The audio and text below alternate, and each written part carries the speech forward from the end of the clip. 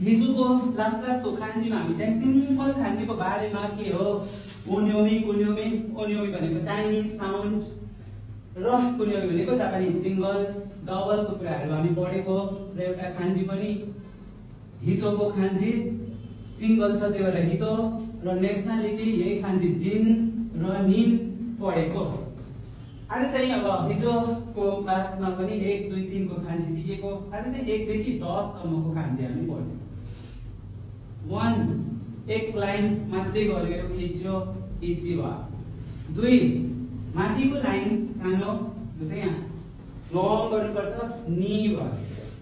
सानो माथिको बिचको र यो लास्टको लामो हुन्छ है।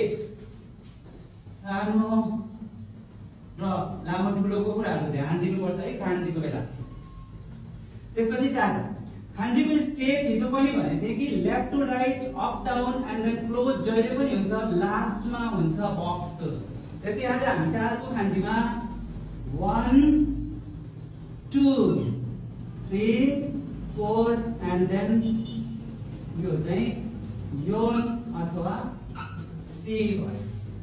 5 1 2 3 4 5 go रोको 1 2 3 4 स्टेप वाइज लेख्नुहुन्छ भने सुन्दर लेख्नु खान्जी है। 7 फर्स्ट स्टेप सेकेन्ड स्टेप नाना अथवा सिची खाची खाताकानाको हा। यदि तपाईले खाताकाना आउँछ भने धेरै खान्जी खाताकानाबाट पनि सिक्न सक्नुहुन्छ। धेरै खान्जी छ खाताकानामा। खाची इज 8 कु भनेको खाताकानाको कु तर अपोजिट। खाताकाना का भनेको यो भित्र हुन्छ है।